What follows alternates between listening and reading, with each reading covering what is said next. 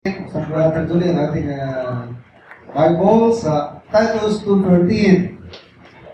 Ito si Titus ay isang Greek, isang Greek na convert ni Apostle Paul. Compared to Timothy, siya po ay mas robust, matapang in personality. Kasabi niya kay Titus, for this cause, I left thee in Crete to troubleshoot. Dahil si Titus, maaasahan pagdating sa mga troubleshooting sa iglesia. Yun namang lugar pa naman na pinag-iwanan sa kanila po, na Crete, ay notorious. Notorious for their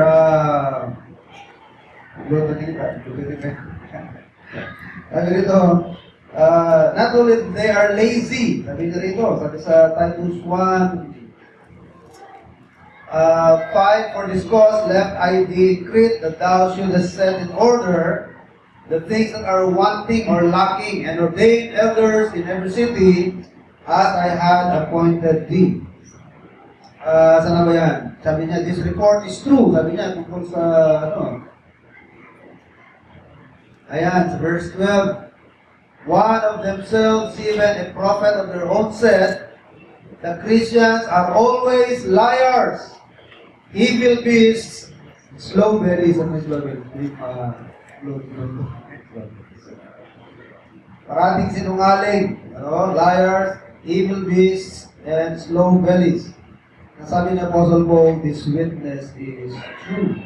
Wherefore rebuke them sharply, that they may be sound in the faith. So ito pong iglesia sa Creta ay isang iglesia na maproblema, no? Kailangan ng pag-ayuda, guidance ni Titus. So as I said, every book in the Bible may kanya-kanyang tema yan. Kung ang Philippi, o Philippian book, Epistle to the Philippians, had joy for its theme. Ang Titus naman po ay works. So yun po yung dominant word na nalimit na uulit-ulit din sa aklat ng Tito. No? Good works, zealous of good works, adorning the doctrine with your good works. So verse 2:14, who gave himself for us, that he might redeem us from all iniquity, and purify at himself a peculiar people, zealous of good works. Our topic is good works. And biblically speaking, when you say good works, ang good works po ay napakadalang, it's very rare, at ang good works ay po lamang yung mga acts na ginawa in the name of the Lord, whose motive is to glorify God. 1 Corinthians 10:31, whatsoever we do, whether we eat or drink, do all things for the glory of God. And we have said that the unbelievers, it's not possible to do good works. They might be able to perform acts of kindness and good works as far as man is concerned. Sa estimation ng tao ay good work siya, but it has nothing to do with God. Because Hebrews 11:6, for without the saving faith, ang taong walang kaligtasan. Kasi masasabi lamang namang ligtas ang tao kung may pananampalataya. Di ba? Kaya sabi ng Bible, without faith, without that saving faith, it is impossible. Kasabi ko nga kahit si Teresa, yung madre, sabi nila, Mother Teresa, she almost spent her entire life in Calcutta, India, tulungan ng mga mahirap. But if she is not saved, walang saysay lahat ng mga good works. She still walk up in Hades, in a place of torment. Andun pa rin po siya sa dako ng pagdurusa. Kasi po, good works, sa good works, hindi po pinag-usapan niya ng kaligtasan. It has nothing to do with salvation. In discussing about good works, we are not promoting salvation because salvation is not by good works. Titus 3:5 says, not by works of righteousness which we have done, but according to His mercy, He saved us. Ephesians 2:9, not of works, lest any man should boast. If not work, paano tayo na-saved? Ephesians 2:8, by grace are we saved, through faith, and that not of yourselves, it is the gift of God, not of works, lest any man should boast. So, the unbelievers cannot perform good works. So, where do good works come from? Una, sabi ko nga, hindi po ito manggagaling sa isang unbeliever because of our depraved condition. Romans 8:6 and 7. Sabi po sa Romans 8:6, for to be carnally minded is death, but to be spiritually minded is life and peace. Because the carnal mind is enmity against God, for it is not subject to the law of God, neither indeed can be. A carnal mind. When we say somebody is carnal, it means what? Fleshly. In contrast with somebody who is spiritual. Ano?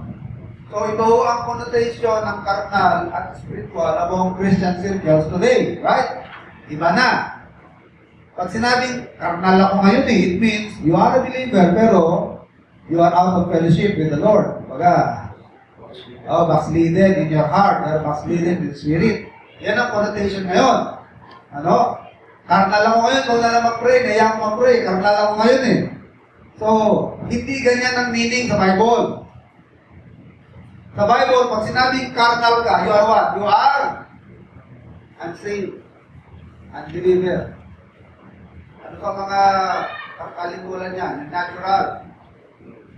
1 Corinthians 2, 14.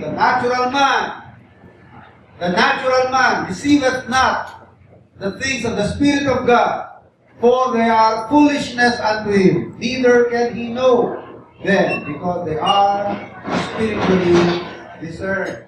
So, pag sinabi sa Bible na carnal and natural, it means po, unsaved ang tao. Kaya pag sinabi ng 1 Corinthians 2:14, neither can he know, hindi niya malalaman, hindi niya maunawaan ang mga spiritual na bagay ng Diyos. And not only that, Romans 8 verse 7 says, neither indeed can be, because the carnal man is enmity against God, for it is not subject to the law of God, neither indeed can be. Dito sa 1 Corinthians 2:14, neither can he know, sabi ng Romans 8:7, neither did he, neither indeed can be. Arating can, hindi niya kaya. Neither indeed can be. Sabihin, man does not have the ability. Wala siyang ability. Total inability of man. Because man is totally depraved. And verse 8 says, therefore, they that are in the flesh cannot. Andun naman yung word na can. Pero anong sinabi diyan? Cannot. Dito, neither can. Neither can. Neither can. Hindi niya kaya i-please ang Panginoon.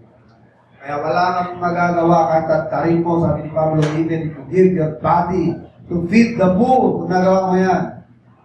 If you are not a spiritual person, pag sinabing spiritual, you are a what? You are a believer. Hindi yung high na high ka, spiritually, hindi yun. Maaari ngayon, malamig ang pagka-Kristiyano mo, pero sa definition ng Bible, you are still a what? You are still a spiritual man. Why? Because the Spirit of God dwells in a Christian, even if you are backslidden. Hindi nawawala ang banal na Espiritu sa mananampalataya. Sa mananampalataya, ang banal na Espiritu ay mayroong dalawang bagay na ginagawa, no? Indwelling and the feeling.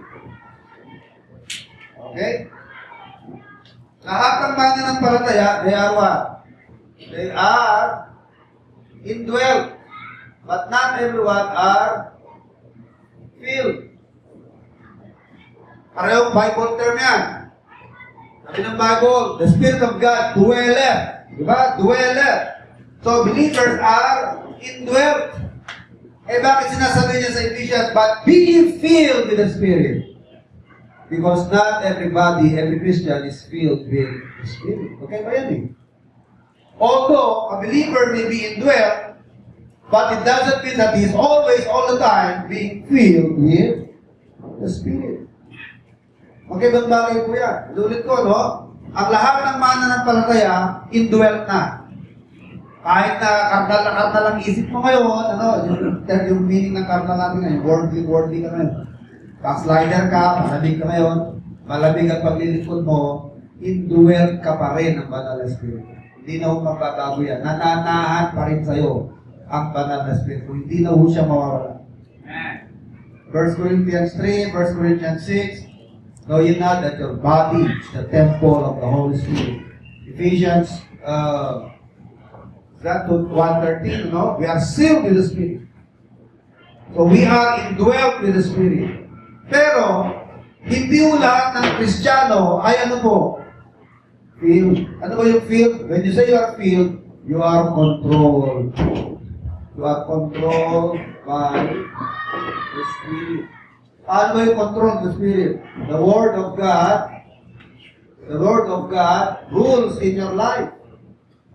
Kasi ang salita ng Diyos is authored by the Holy Spirit. So if the Word of God rules your life, it means you are filled with the Spirit.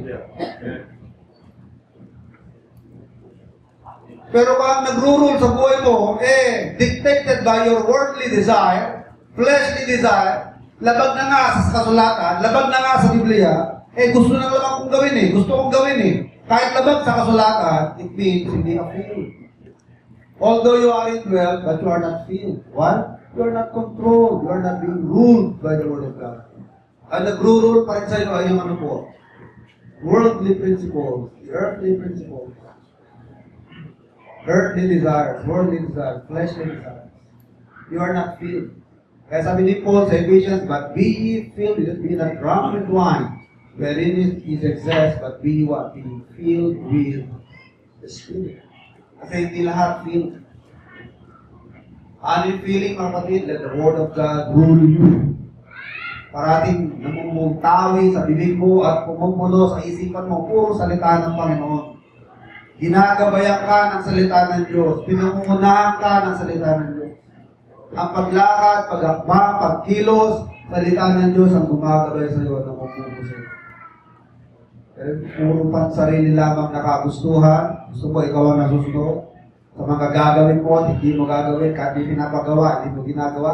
May hindi pinapagawa, yun naman ang ginagawa mo.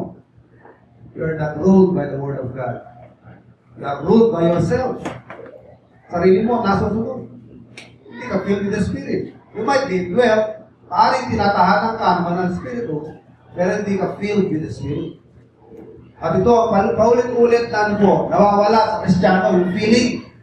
Yung indwelling, hindi na mabago. Pero kahit nakatira ang Espiritu sa'yo, napipighati naman sa'yo. Kaya sabi ng Bible, do not grieve the Holy Spirit. Do not quench the Spirit. Do not quench the Spirit. Do not grieve the Holy Spirit. He is grieved with our sins. He is grieved and quenched by our hard-headedness, by our rebellion. We are being commanded in the Bible to be filled with the Spirit. So, bakit po mga unbeliever, they cannot please God because of their depraved condition? Sila nga sinasabi ko na parang taong grasa. Tayo yung araw na kahit anong mabuting gawin natin, hindi matatanggap ng taong gagawa ng mabuti dahil sa kalagayan mo. Meron ka nakakahawang sakit. Meron ka nakakahawang sakit. Kahit sinong tao na gusto mong gawa ng kabutihan, nangingilan sa'yo. Gusto kang layuan dahil sa iyong kalagayan. Kahit anong mabuting bagay, pati mga hinahawakan mo, hindi niya hawakan. Correct? Hindi natin hawakan Ay, naku, hinawakan niya yan.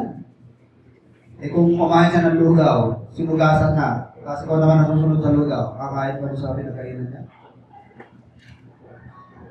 Buti lang, hindi ko nakikita. Nakikita ko, hindi ako kakain ng lugaw. Usually, ganyan, di ba sa lugaw, kung sino-sino kumakain, hindi sila gumagagat. Buti lang, hindi ko nakikita. Sabi nga, what you don't see won't harm you. Hindi ko naman nakita Alam nga, kung sino-sino lang gumagit yan, kung ang papalitan mo gano'n nga, di ba? Parang, natay na kumain. Di ba? Gano'n din po, sarap mo ng Diyos.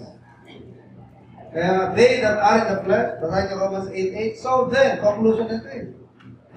So then, they that are in the flesh cannot please. So only believers can perform good works. So where do good works come from? It comes from a converted heart. Una sa lahat, nanggagaling ito sa taong ligtas na.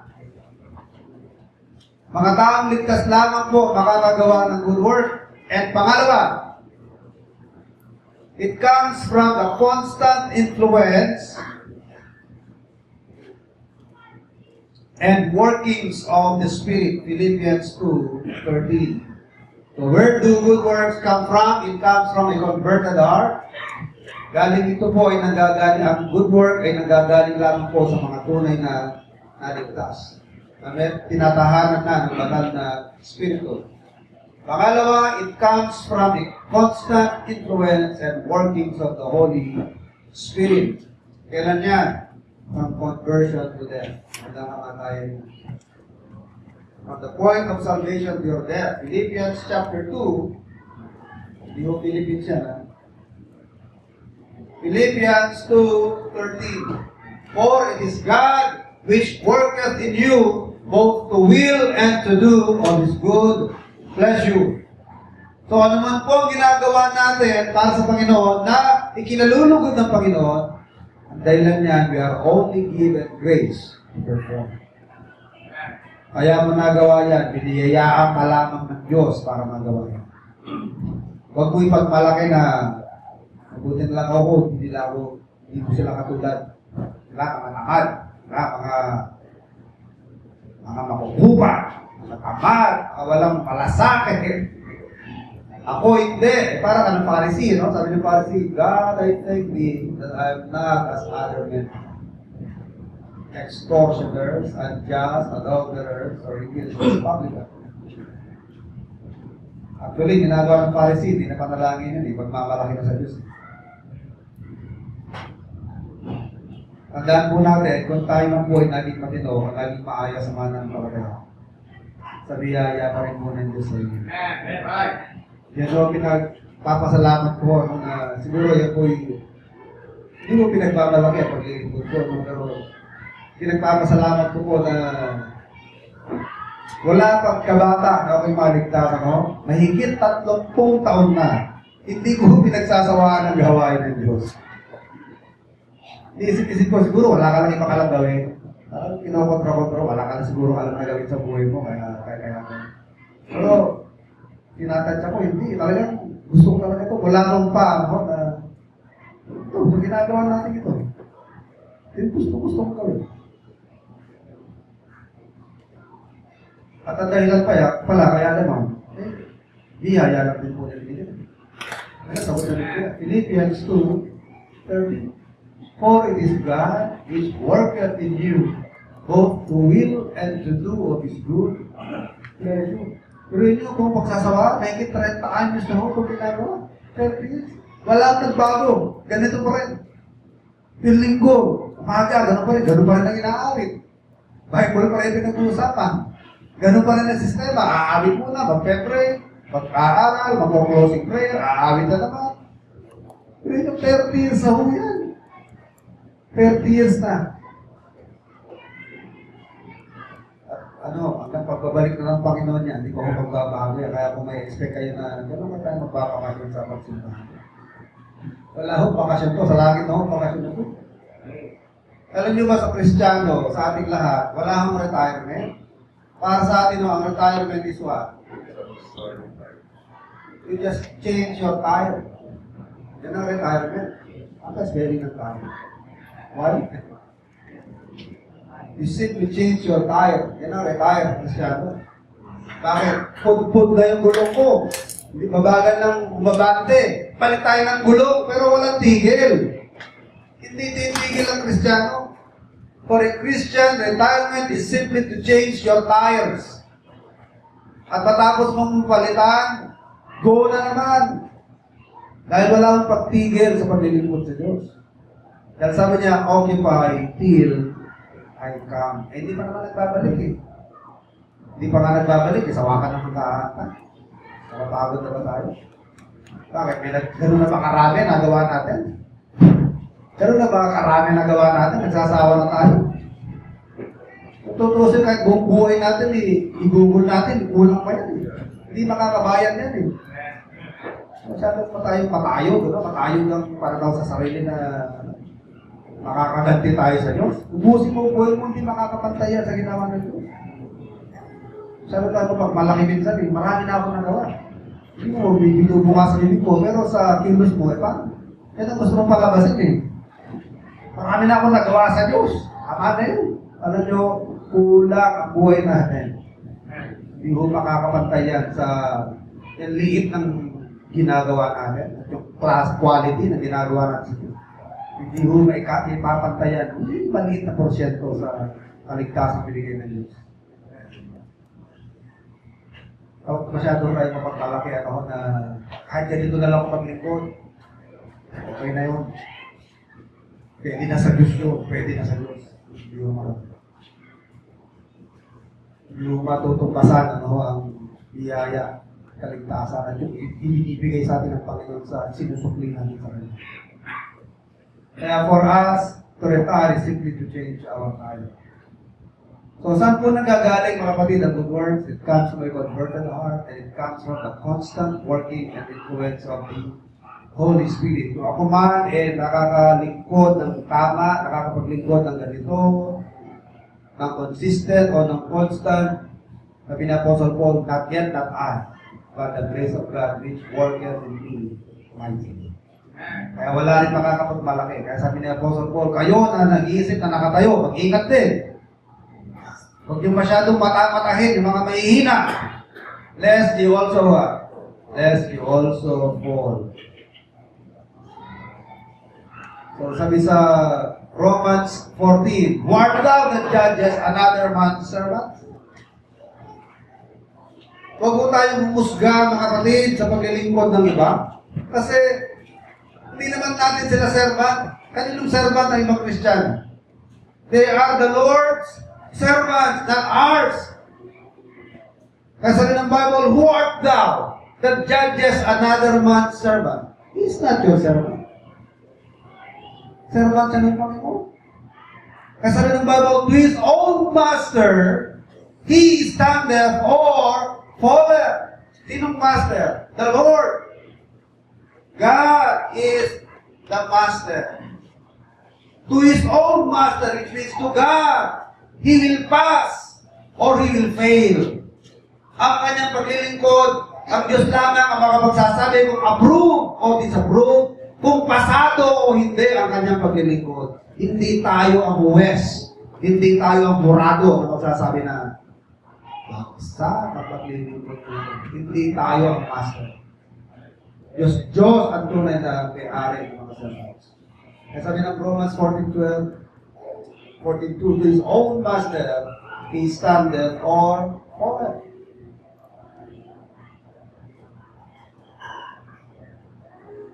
No? Art thou that judgest another man's servant? Verse 4. To his own master he standeth or falleth. Yea, he shall be holden up, for God is able to make him stand.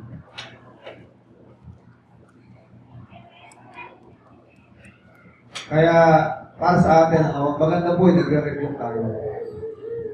Pero hindi para sa atin ang manita. Hindi para sa Kristiyano ang sumita sa kanyang kapwa Kristiyano. Dahil Diyos po lamang ang may-ari, ang responsable sa bawat isa sa atin. Hindi tayo ang kanilang Panginoon. Hindi tayo ang authority. But every one of us can rebuke one another. Yes. Ano ba yung rebuke? In rebuking somebody, you don't have to shout. Akala kasi natin, pag nagre-rebuke, kailangan sigawan. Alam niyo po, isip mo ba na-rebuke? Sabihan mo lang kapatid, parang, yan. Oo, paalala, kapatid, parang, hindi nasa tama ang tinatakbo ng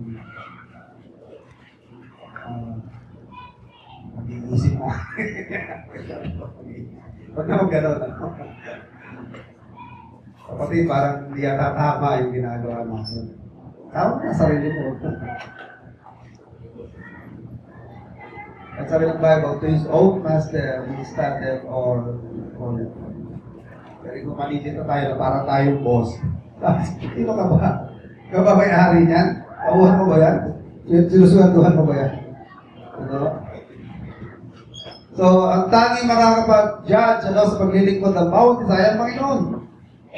For thou that judges another man's servant to his own master is standeth or falleth, yea, he shall be holden up, for God is able to make him stand.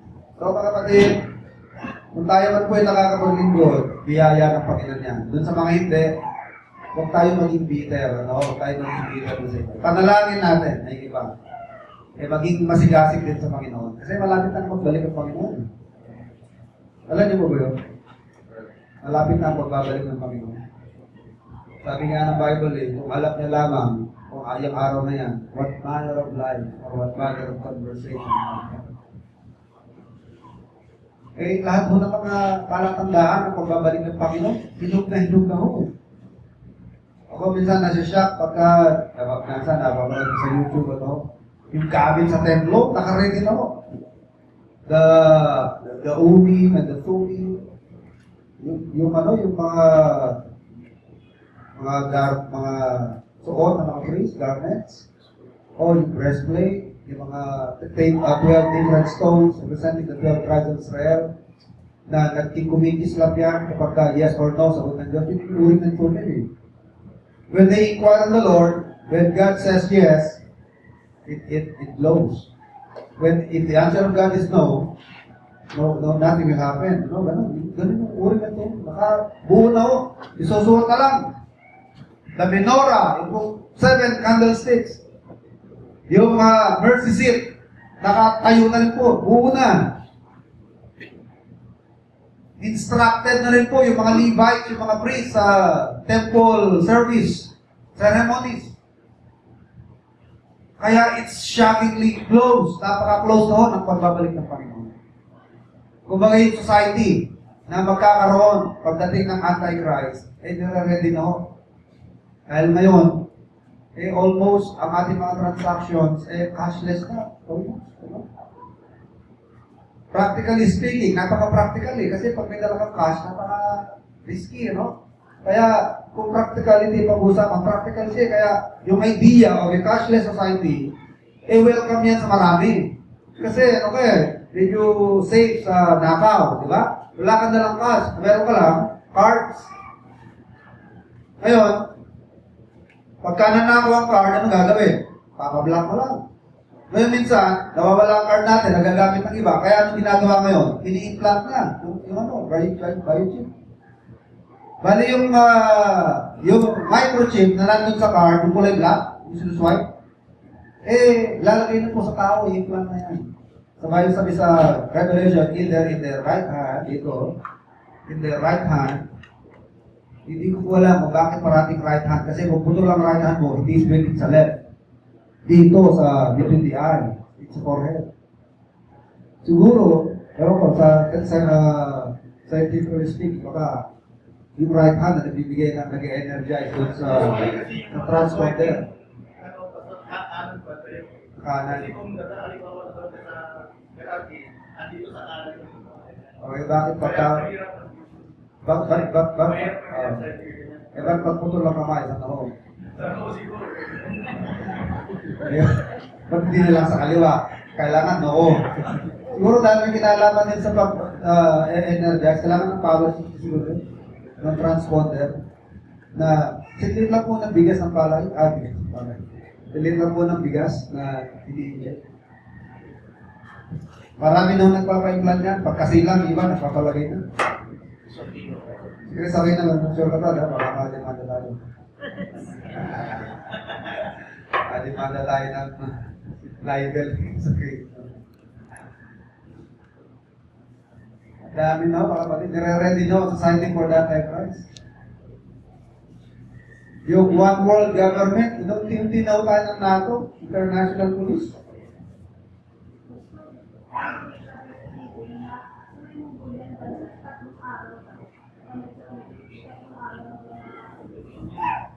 Tatlong araw na ano.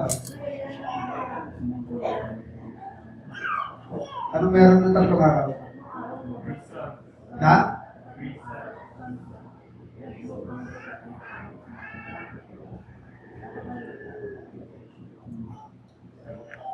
Kaya sabi ng Bible, exhorting one another, and so much the more, you see the day is approaching. The coming of the Lord is fast approaching. Kapag narinig mo yung amo mo, malapit na ako, sir, saan na ba kayo banda? Dito na ako sa Bukawi Tollgate. Ako, paspas ka na ng TV sa bahay. Paspas na. Nakakaya padan na yung bahay na marumi. Paspas ka na, di ba? Hindi na mabalitaan natin, nandiyan na yung mga senyales sa pagbalik ng Panginoon eh. Takas mo ba paabo sa lamesa niya ng boss mo at kakapi-kapi ka na lang? Hindi mo na ma-afford yun eh. Patakot ka na eh, pamalapit na siya eh. Wala na ako tayong panahon, mga kapatid. Huwag na ako nating pagbigyan si Satanas. Huwag na ako nating pagbigyan ang ating mga sarili. Parating na ako, Panginoon. Alam niyo ba, pagdating niya, kukunin niya lang tayo basta. At paliligayahin na tayo. Kasi tama yun. Pero, magbibigay sulit muna tayo. Ipatawag ang mga lingkod. Ipatawag ang mga servants. Di ba? At magbigay ng ano. Sulit. Binigyan ng mga talento. Binigyan ng talent. Ipatawag.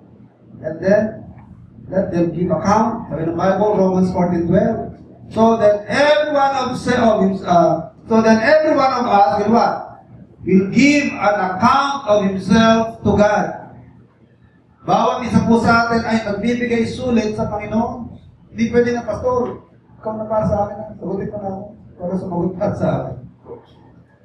Si Mrs. na bahala, siya na lumaharap para sa akin. Dito lang po ako, takot po. We hope every one of us will stand before the judgment seat of Christ. For we must all appear before the judgment seat of Christ. Sabihin siya ng Panginoon, ano nangyari siya? Lahat ng bagay pinagkaroon ko para lahat ng resources binigay ko. Para yung pinapagawa ko. Wala naman ako pinapagawa, hindi mo magagawa. Dahil yung mga resources para magampanan, binigay ko mo. Anong ginawa ko?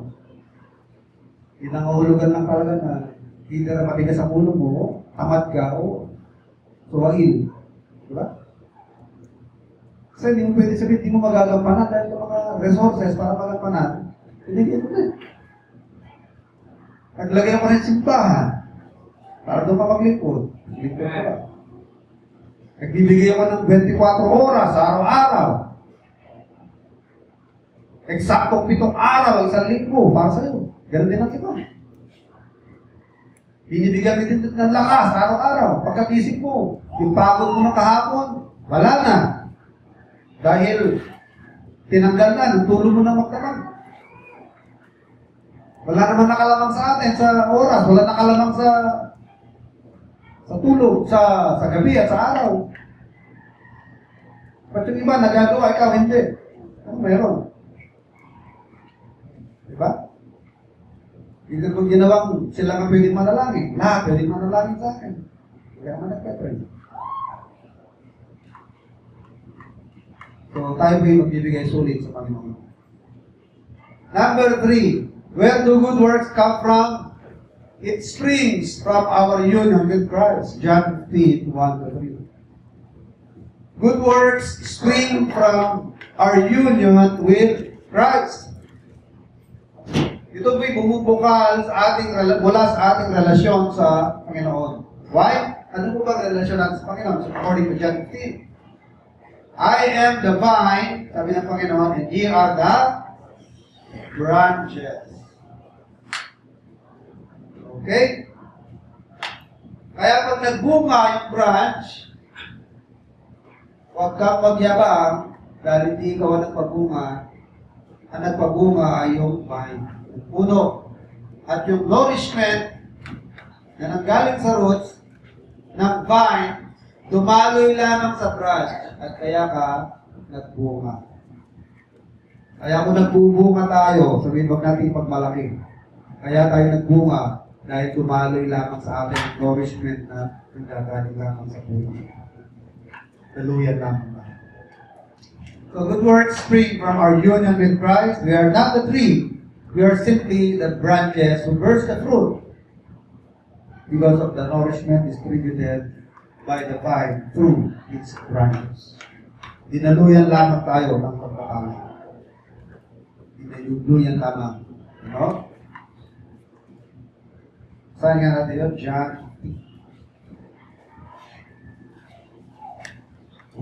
John 15, 1 to 3. I am the true vine, and my Father is the husbandman. Every branch in me that beareth not fruit, he taketh away. And every branch that beareth fruit, he purgeth it, that it may bring forth more fruit, or pinuprune, no? Now ye are clean through the word which I have spoken unto you. So, paano pruning? Paano yung pruning sa mga palagaya? Through the word. Now you are clean through the word which I have spoken unto you, because the word of God has a cleansing effect. It has a purifying effect. Pero pag walang word of God, ano po sa tayo na-expose? Worldly philosophy. Exposed tayo sa worldly philosophy. We are being bombarded every day by the media, no? Whether television, radio, news, newspapers, sa mga narinig natin sa mga tao, saan man tayo pumunta, no? Worldly philosophy ang binabato sa atin sa araw-araw. Worldly philosophy, worldly philosophy. Puro mga filosofiya ng mundo dito, kamunduhan. Materialism of this world. Kaya pag walang salita ng Panginoon, puro lang worldliness, ang napapasok sa isipan natin. Eventually, what happens to us? We were influenced by the world. Na-influensya na tayo ng mundo. Pag na-influensya ka na, ano nangyayari sa'yo? You think like the world thinks. Nag-iisip ka na, kagaya ng pag-iisip ng mundo ito. Ang pananaw mo, pananaw na rin ng mundo. Pareho ka na rin nila mag-isip. Ang pananaw mo, ganun na rin. Sometimes, even in your lifestyle, maaaring maging parang mundong-mundo na rin ang lifestyle natin. Sabi ng Bible, be ye transformed. Be not like this world, be ye transformed by the renewing of your mind. Pero paano mangyayari yan, mga kapatid? Word of God. Now we are clean through the word which I have spoken unto you. So napaka-importante po, mga kapatid, ng word of God. Number 4, by walking closely with Christ. So, maganda po na may relasyon tayo sa Panginoon, pero we should walk closely. Verse 4, abide in me, and I in you, as the branch cannot bear fruit of itself, except it abide in the vine. No more can ye, except ye abide in me. So it comes from constant or close, walking closely with the Lord Jesus Christ. Meaning, yung kanyang mga salita, yan po yung ating panghawakan, yan po yung ating pamuhan. Let the Word of God rule in your heart. Sabi nga, ang salita ng Panginoon ang mag-rule sa atin. Kanyang mga pangaral, yan po ang ating pamumuhay. Ano ba mga pangaral ng Panginoon? Marami ho yan eh. Nasa sermon ng Davao, kanya ng pangaral ng Panginoon. Hirap lang i-apply minsan, pero sabi niya, hindi naman mabigat yan. Ito ang aking mga utos, at aking mga utos ay hindi mabibigat. Isa na dyan, pag binato ka, ano rin gagawin mo? Batuhin mo rin, di ba? Pero, tinapay. Binato ka ng bagong buhay, ang ibabato mo, sabi ng Panginoon, tinapay. Ibig sabihin niya, do not return evil for evil, but, ano po? Return good for evil.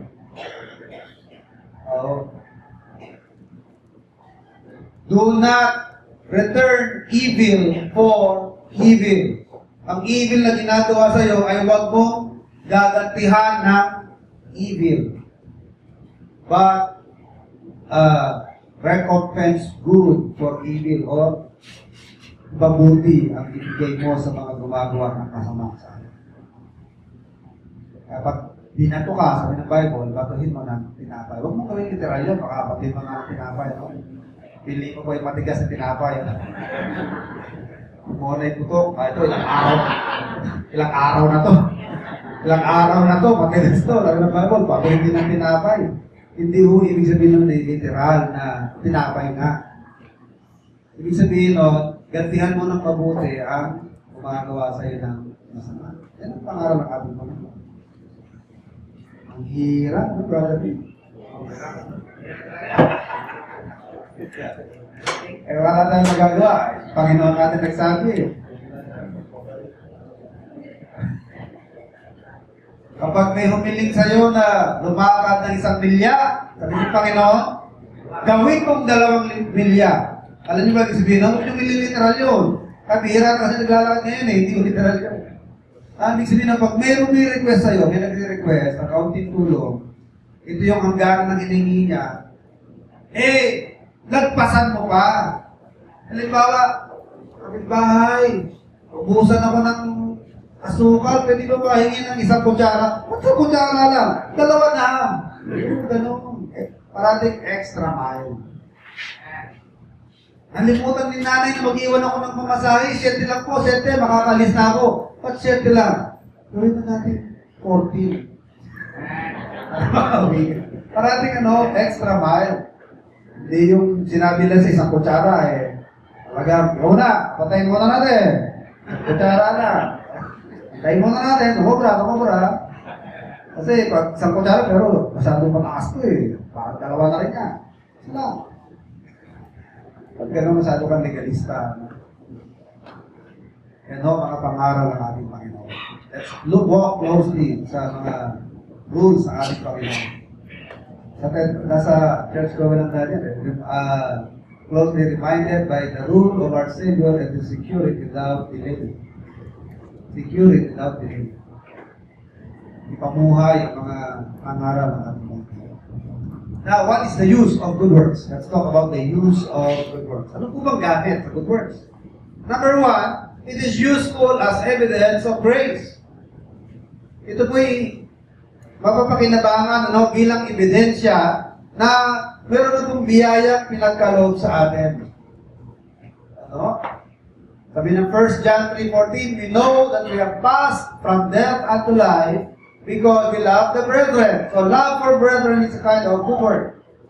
And that gives evidence that you are a believer. How?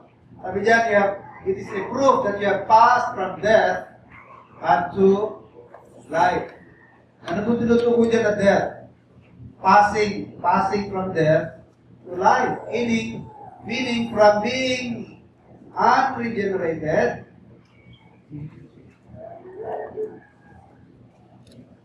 or not born again, to being what? To being born again.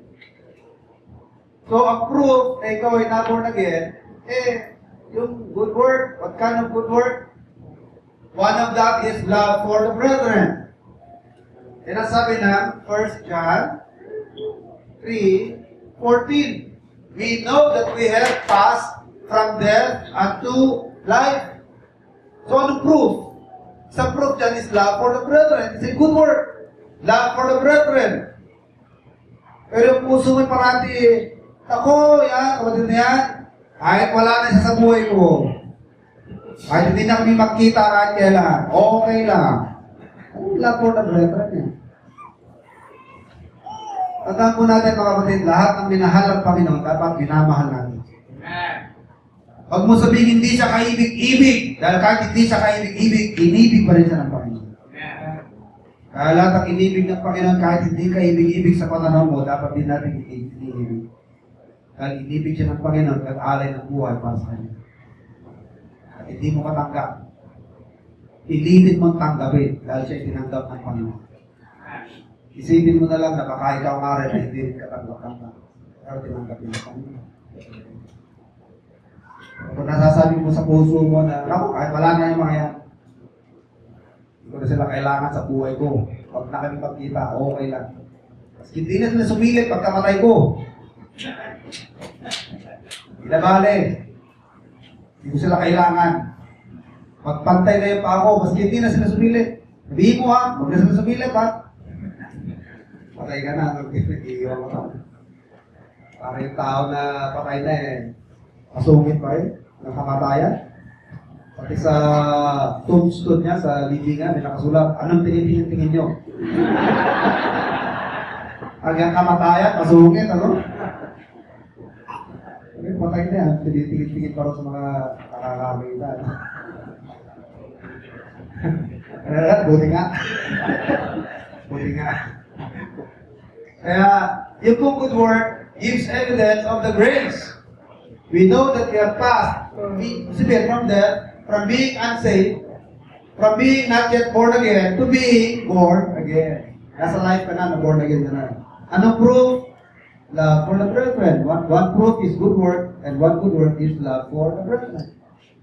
So, yan ang gamit sa good work. It gives evidence of the grace of salvation. Patunay na, pinihiyaya ka na ng kaligtasan.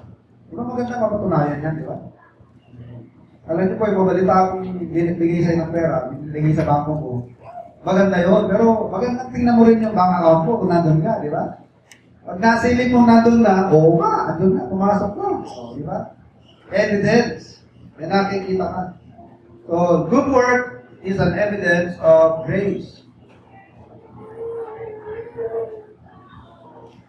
Number 2, what is the use of good work? It is the way a Christian preaches to the world. Good work is one way a Christian preaches to the world. Kasi ang pag-preach, mga kapatid, not only by mouth, but also by life. Kaya nga tawag sa atin ng Bible is the living epistle. Kalimitan ng mga tinetestify natin, pinipreach by mouth, kalimitan, nakakalimutan. Correct? But how we live, how we walk, yun ho ang nagtatagal na nare-register sa isip ng tao. Kaya gusto niya, nag-ikot tayo sa ating paglaban. Ang isang dahilan minsan kung bakit ang simbahan ay napakabagal ng pag-grow. Ano? Because of the worldly Christians. Because of the ang cause minsan ng napaka-slow na growth ng simbahan is because of immature Christians. Worldly Christians. Ako nagpapasalamat din sa ako'y mukhang pera o habol sa pera. Pero ako'y nagpapasalamat na hindi mo naging mahirap sa church na ito o pasya na. O sige, tubigay tayo sa bahay ng pastor. Nahirapan mo tayo? Hindi nahirapan. Sa iba, takot ang debate ko. Ako yun, inang-iya na ako. Tigilan na ako. Magkawatak-watak pa si Bada lang sa pera. Hindi lang ang pag-aaway-awayan ng pera. Tigilan na yun. Baka kayo magbigay. Ulak tayo. Pero sa simbahan ito, hindi mo nangyari. Hindi pinagpapasalamat. Hindi pagpapalaki ko ho yan. Parang nag-go-grow na ako tayo. Pero mayroong simbahan na bibili lang ng halaga 5,000 proyekto o 5,000 item eh. Grabe mga meeting, grabe mga pagdedebate at gagawin. Approve lamang, ano? Oo, gagamitin naman sa simbahan. Kaya ano eh, mabagal ang takbo para gobyerno. Pero bago ma-approve, sa dami ng red tape sa gobyerno, i-approve itong gamot na ito. Bago ma-approve, expired na yung gamot. O, approve na, okay na, release na. Aprobado na, expired na ho. Bago ma-approve, naabot na expiration. Sa kagad. Bukan lang din sa atin, hindi na rin. So the way a Christian preaches to the world is through our lives, through the good works that they see. Dahil kalimitan, hindi po sinasabi na hindi na tayo mag-witness, hindi na tayo mag-preach. Pero kailangan, samahan po natin ang right living. Right preaching must be accompanied by right living. Hindi rin naman pwede na right living lang, walang right preaching. Hindi naman puro preaching, wala namang right living. Kailangan parati magkasama yan. Dahil karaniwan, yung mga sinasabi natin, may mouth, nalilimutan ng tao yan, pero yung pamumuhay natin, natatandaan nila yan. yung mga kilos natin. Kaya minsan ako, pagka punong-puno na, nawawala rin ako eh. Punong-puno na. Kagabi, wala akong diskarte. May nasigawan ako eh. Kalagit na kalagit. Ang dami nila, paikot-ikot. Kalagit na kalagit. Nasigawan ko tuloy. Huwag na yung kalagit na kalagit. Mahilit ang puno ka naman. Pagka yung kalagit ang kalagit. Naglayasa. Ulo nila, hindi nila alam na pastor ako, no? Kasi pastor ka pa naman. Kaya sigurado, pastor. Kami nakakakilan. Wala ka, malabot eh, layo eh. Hindi na ka. CCTV. Sira. Kasi nasisira. Eh, pero pagkatapos nun, naisip ko rin. Right lang. Wala, tao rin eh, di ba? Tao lang eh. Kaya panalangin po natin, ano? Pag-pray po natin that our preaching must be accompanied by right living. Ito yung papanalangin natin. Hindi lang magsasalita ka ng magsasalita. Kailangan tama rin ang ating pamumuhay. So, yan po ang gamit sa good works. Nakakatulong sa ating pag-testimony. Sa ating pag-testimony. And, number 3, it is the Christian's adornment. Titus 2:10. Kasi po yung pinaka natin eh, palamutin sa sarili. Ano? Sabihin, mas lalong gumaganda ang tingin sa atin dahil sa ating mabuting pagkukuha. Titus 2:10. Not purloining, but showing all good fidelity, that they may adore the doctrine of God, our Savior in all things. So we adore the doctrine, at it adores the Christian. Sabi nga ni Paul, ano, ang ating beauty ay hindi sa, not by the braiding of the hair, not because of goodly apparel or costly jewelries, hindi yan ang ating pagpapabuti sa sarili. Kundi yung katimtimang pag-uugali na sa harapan ng Diyos ay malaki ang halaga. In the sight of God is of great value. That kind spirit, ano? Submissive spirit, quiet, that sabi sa Peter ay quiet spirit, which in the sight of God is of great value, of great price. So when we make good of our testimony, we do good works, hindi po lamang na-adorn ang doctrine. Sabihin ng mundo ito, totoo pala ang turo ng Diyos. Akala ko, kaplastikan lang yan.